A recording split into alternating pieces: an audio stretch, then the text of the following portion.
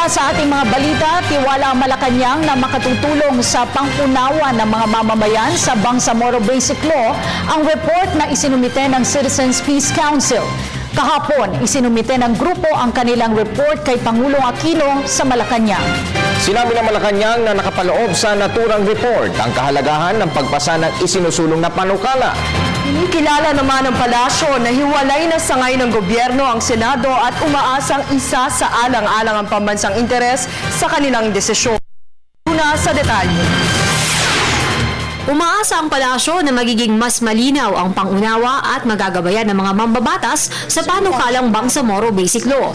Ito'y matapos suriin ng Peace Council ang BBL at bumuo ng report na isinumite nila kay Pangulong Aquino at sa liderato ng Kongreso. Kinikilala naman natin na mayroong dynamics yung prosesong yan at nananalig tayo na sa kanilang deliberasyon at sa kanilang pagpapasya isa sa alang-alang ng mga mambabatas ang kapakanan ng sambayan ng Pilipino at na mapagtatanto nila bansang interes yung pupunyagi na makamit ang kapayapaan dahil ang alternatibo doon ay hindi katanggap-tanggap.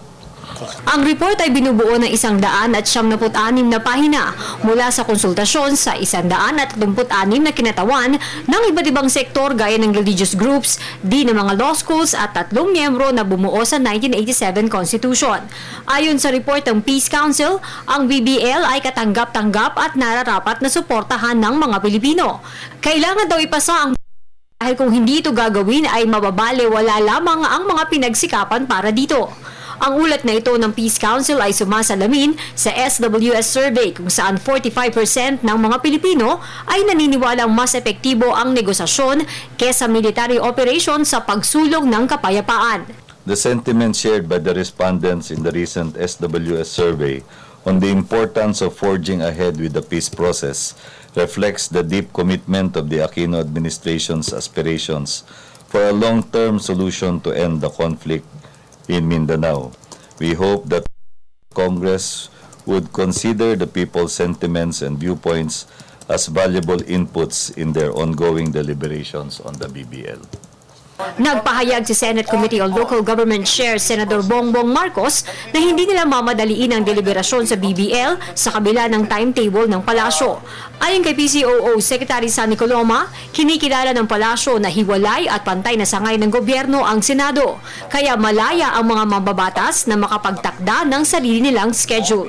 Pinauubaya po natin at nagtit sa kanila ang pagpapasya doon sa nilang deliberasyon. At umaasa lang po tayo na sa lahat ng kanilang gagawin, yung pambansang interes ang kanilang isasaalang-alang. Nauna nang nagpahayag sina Senate President Franklin Drilon at House Speaker Feliciano Belmonte na pagsisikapan nila sa loob ng huling sesyon ng Kongreso na gawin ang lahat para maipasa ang BBL.